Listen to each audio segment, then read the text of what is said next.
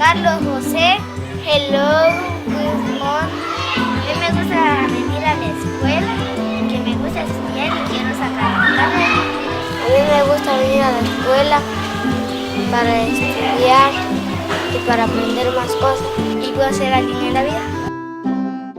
Podemos decir que la educación en Guatemala, basada en un estudio global que hace Luis Antonio Menéndez, en el cual reconoce que se han dado cambios e innovaciones, pero todos estos esfuerzos se realizaron con ausencia de una política educativa clara, definida, continua y coherente. La imprecisión en la formulación de la política educativa, es decir, la falta de claridad acerca de lo que se pretende alcanzar y lo que se desea realizar, conduce a situaciones de consecuencias negativas para el desarrollo de la educación, como son la improvisación, la indiferencia y el trasplante de fórmulas o modalidades educativas ajenas a la realidad nacional. En relación a lo anterior, el autor agrega que en los últimos años la dirección de la educación fue predominante, empírica, estuvo condicionada a las ideas, las ocurrencias y a veces a los caprichos de cada presidente de la República, pero también dependió de las características personales de cada ministro o ministra que desempeñó la cartera, de la abundancia o de la carencia de cultura general, formación de pedagogía, criterio individual, iniciativa,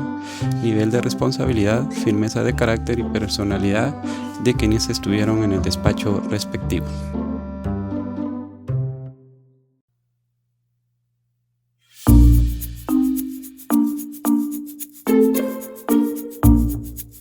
En 1821, en la época de la independencia, podríamos decir, cuando la educación pues estaba en manos de la iglesia especialmente, que eran las órdenes religiosas las que educaban y se encargaban de todo este proceso. No obstante, creo que antes habría que recordar el gran antecedente del periodo de gobierno del doctor Mariano Gálvez, donde tiene como su origen todo lo que hoy conocemos como Ministerio de Educación, como direcciones departamentales, como supervisores educativos. Todo lo que hoy vemos tuvo sus inicios en ese periodo de gobierno, hablando de finales del siglo XIX. Pues más adelante es cuando se da la educación al Estado. Hablamos de aquí del gobierno de Justo Rufino Barrios, cuando la educación pasa a ser laica, obligatoria y gratuita.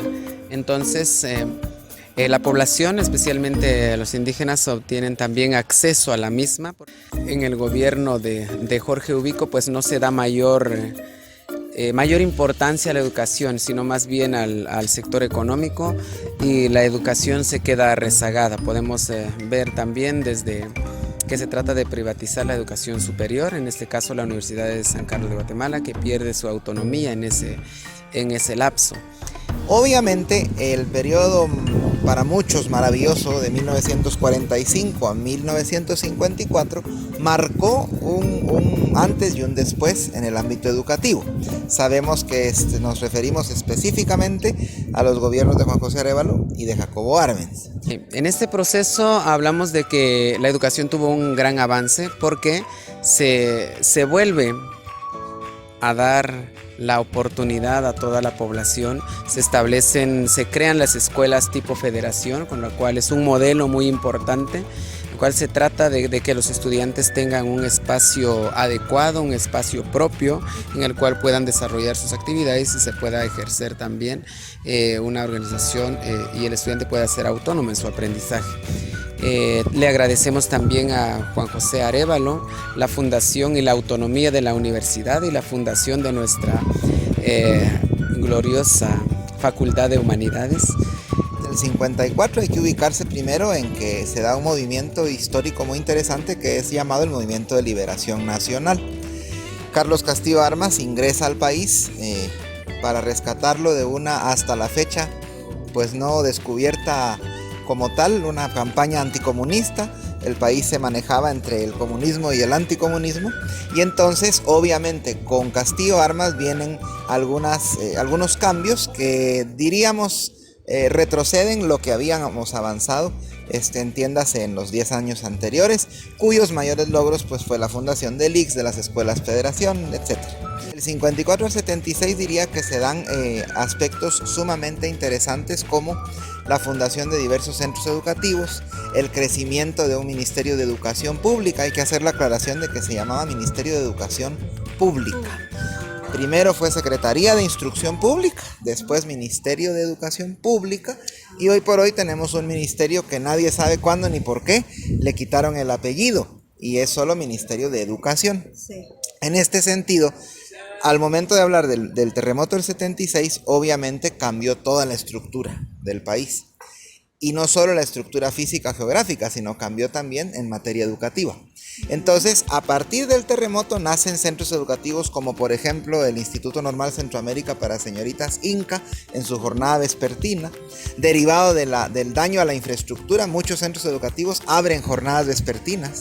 Entonces, de ahí que muchos recuerden que en alguna época de la historia teníamos una sola jornada en los centros educativos. Y quizá nuestros abuelos, nuestros papás estudiaron en doble jornada. Después del terremoto, entonces, muchos centros educativos son utilizados por la tarde.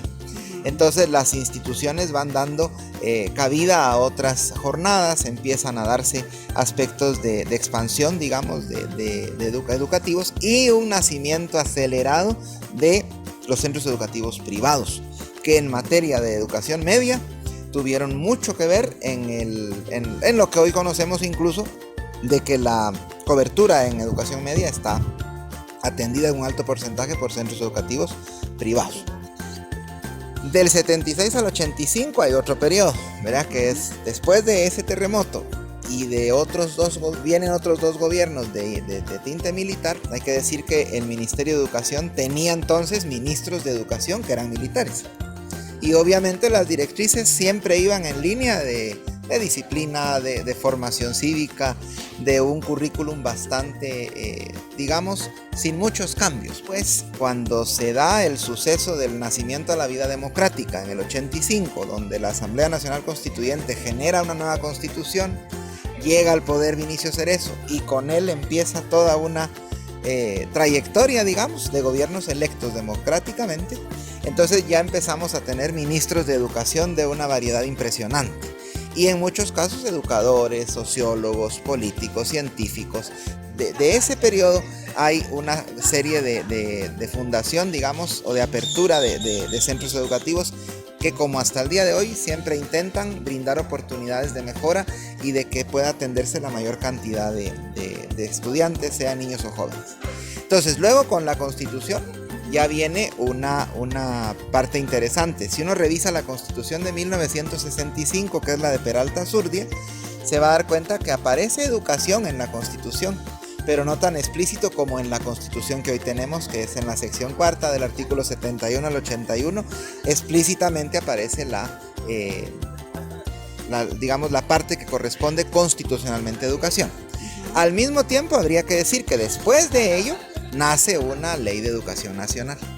Pero lo que más quisiera resaltar es que se da la fundación de direcciones a las que el ministerio llama como sus direcciones específicas, digamos, o sustantivas es la palabra, atendiendo educación física, por ejemplo, atendiendo educación estética, atendiendo educación especial, atendiendo currículo.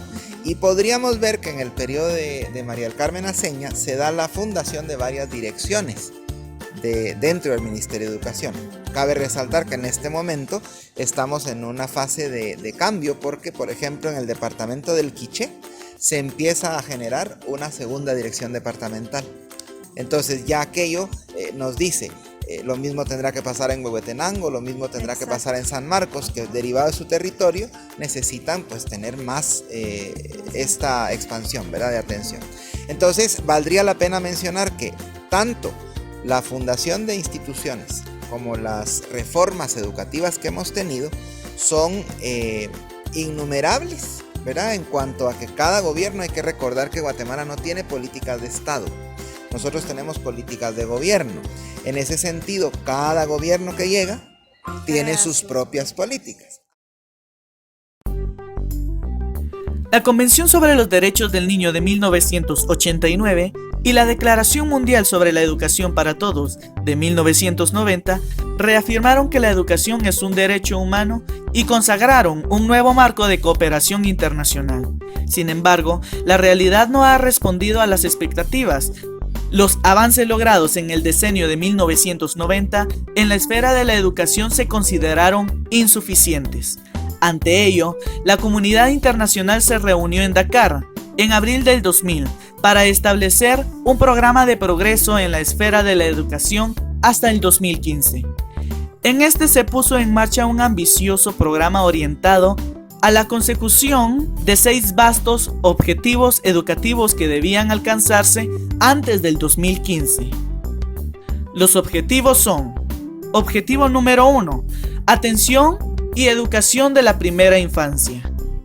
Este trata en extender y mejorar la protección y educación integrales de la primera infancia, especialmente para los niños más vulnerables y desfavorecidos. Objetivo número 2. Enseñanza primaria universal. Velar porque antes del año 2015 todos los niños, sobre todo las niñas y los niños que se encuentran en situaciones difíciles, tengan acceso a una enseñanza primaria gratuita y obligatoria de buena calidad y la terminen. Objetivo número 3. Competencias de jóvenes y adultos. Velar porque las necesidades de aprendizaje de todos los jóvenes y adultos se satisfagan mediante un acceso equitativo a un aprendizaje adecuado y a programas de preparación para la vida activa. Objetivo número 4. Alfabetización de los adultos. Aumentar de aquí al año 2015 el número de adultos alfabetizados en un 50%. En particular tratándose de mujeres, y facilitar a todos los adultos un acceso equitativo a la educación básica y la educación permanente. Objetivo número 5. Igualdad de género. Suprimir las disparidades entre los géneros en la enseñanza primaria y secundaria de aquí al año 2005. Objetivo número 6. Calidad de la educación. Mejorar todos los aspectos cualitativos de la educación, garantizando los parámetros más elevados para conseguir resultados de aprendizaje reconocidos y mensurables, especialmente en la lectura, escritura, aritmética y competencias básicas.